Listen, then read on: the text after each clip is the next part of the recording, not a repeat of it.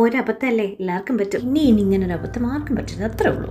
അപ്പം നിങ്ങൾ ആദ്യമായിട്ടാണ് എൻ്റെ വീഡിയോസ് കാണുന്നതെങ്കിൽ എൻ്റെ ചാനലൊന്ന് സബ്സ്ക്രൈബ് ചെയ്യുക, ഈ വീഡിയോ ഒന്ന് ലൈക്ക് ചെയ്യുക, ഷെയർ ചെയ്യുക, ബെല്ലൈക്കൺ ക്ലിക്ക് ചെയ്യാനും മറക്കരുത്. അപ്പം ഞങ്ങളിപ്പോൾ പോയിക്കൊണ്ടിരിക്കുന്നത് UK one of the biggest ആയിട്ടുള്ള ടുലിപ്പ് ഗാർഡനിലോട്ടാണ്.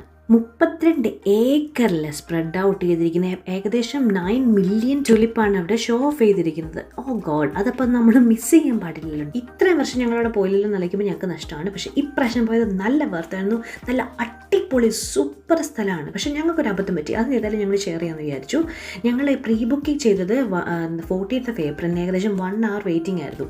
അപ്പം അന്ന് കുറച്ച് ഫ്രണ്ട്സൊക്കെ പറഞ്ഞു നമുക്ക് ചിലപ്പോൾ ഓൺ സൈറ്റിൽ പോയാൽ നമുക്ക് ടിക്കറ്റ് കിട്ടുമെന്ന്. പക്ഷേ ഞാൻ അവിടെ പോയപ്പോൾ ചെക്ക് ചെയ്തായിരുന്നു, ഓൺ സൈറ്റിലെ ടിക്കറ്റ് അവൈലബിൾ അല്ല. ഇപ്പം ഇൻ കേസ് നമ്മൾ ലക്കിന് ചിലപ്പോൾ കിട്ടിയാൽ മാത്രമേ ചിലപ്പോൾ കയറി പോകാൻ പറ്റുള്ളൂ.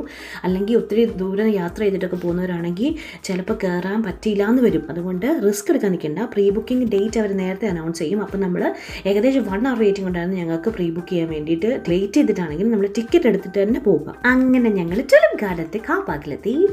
ഞങ്ങൾ കാർ പാർക്കിങ്ങിന് നേരത്തെ പേ ചെയ്തിട്ടുണ്ടായിരുന്നു. നമ്മൾ ടിക്കറ്റ് എടുക്കുമ്പോൾ തന്നെ ഒരു £2 എക്സ്ട്രാ അവർ ചാർജ് ചെയ്തിട്ടുണ്ടായിരുന്നു. ചാർജ് ചെയ്യുന്ന വെച്ചാൽ നമ്മുടെ ഓപ്ഷനിലാണ്, കാരണം നമുക്ക് അവിടെ പബ്ലിക് ട്രാൻസ്പോർട്ട് അവൈലബിൾ അല്ല. അപ്പോൾ നമ്മുടെ സ്വന്തം ട്രാൻസ്പോർട്ടിൽ പോയി കഴിയുമ്പം അവിടെ ഉറപ്പായിട്ടും കാർ പാർക്കിംഗ് വേണം. അപ്പോൾ നമ്മൾ ഇത് എടുത്ത് വെക്കുമായിരിക്കും ഏറ്റവും നല്ലത്. അപ്പം അതിൻ്റെ കൂട്ടത്തിൽ ബുക്ക് ചെയ്യുക. ഞങ്ങൾ അവിടെ എത്തി. നമ്മൾ പോകുന്ന വഴിയൊക്കെ ഭയങ്കര വില്ലേജ് സൈഡാണ്. അപ്പോൾ നമുക്ക് കൺഫ്യൂസിങ് ആയിരിക്കും, നമ്മൾ ഇങ്ങോട്ട് തന്നെയാണോ പോകുന്നത്, റൂട്ട് കറക്റ്റാണോ എന്നൊക്കെ ഞങ്ങൾക്ക് 2-3 പ്രാവശ്യം ഞങ്ങൾ ഡൗട്ട് അടിച്ചു. നിങ്ങൾക്കും അങ്ങനെയൊക്കെ തോന്നുമായിരിക്കും, പക്ഷെ നേരെ പോരെ, അവിടെ തന്നെ സ്ഥലം. വന്നിറങ്ങിയിട്ട് നമ്മുടെ ടിക്കറ്റ് QR കോഡൊക്കെ അവർ സ്കാൻ ചെയ്തു. അവർ നമ്മുടെ കാർ പാർക്കിങ്ങിൻ്റെ ഒക്കെ ചെക്ക് ചെയ്തിട്ടുണ്ടായിരുന്നു കേട്ടോ.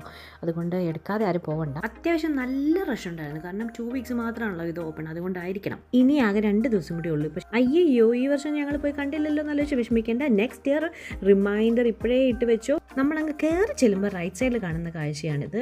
നല്ല തിക്കായിട്ട് ടുലിപ്പ് ബ്ലൂം ചെയ്തിരിക്കുന്നുണ്ടോ. നമ്മളങ്ങ് നോക്കിയാൽ അങ്ങ് അറ്റം പോലും കാണത്തില്ല, അതുപോലെയാണ് ഇങ്ങനെ സ്പ്രെഡ് ചെയ്ത് കിടക്കുന്നത്. പിന്നെ ലെഫ്റ്റ് സൈഡിലാണെങ്കിൽ ഒത്തിരി ഷോപ്സ് ഉണ്ട്, നമുക്ക് വേണമെങ്കിൽ ഫുഡൊക്കെ വാങ്ങിച്ചിരുന്ന് കഴിക്കാം. ഞങ്ങൾ നോക്കുമ്പോൾ റൈറ്റ് സൈഡിൽ ഭയങ്കര തിരക്ക്, ഫോട്ടോസ്, റീൽസ്, വീഡിയോസ് എടുക്കുന്നത് ഒത്തിരി പേരെ ഞങ്ങളിങ്ങനെ കാണുന്നത്. അതുകൊണ്ട് ഇത്ര റഷിൻ്റെ ഇടയ്ക്കിൽ അവിടെ നമ്മൾ കുഞ്ഞിനെ കൊണ്ട് പോകണ്ടല്ലോ എന്ന് ചോദിച്ചാൽ ഞങ്ങൾ മുന്നോട്ട് നീണ്ടു. കാരണം ഇത്രയും ദൂരം കിടക്കുവാണല്ലോ, ഒത്തിരി ഏക്കർ കിടക്കുന്നത് കൊണ്ട് ഞങ്ങൾ കുറച്ചുകൂടെ ഫ്രണ്ടിലോട്ട് പോകാമെന്ന് പറഞ്ഞ് അങ്ങനെ മുന്നോട്ട് പോയി. ആളൊഴിഞ്ഞ സ്ഥലമായപ്പോഴത്തേക്കും ഞങ്ങൾ ഏകദേശം പ്രാം ഡൈവേർട്ട് ചെയ്ത് ഞങ്ങൾ അതിനുള്ളിലോട്ട് കയറി.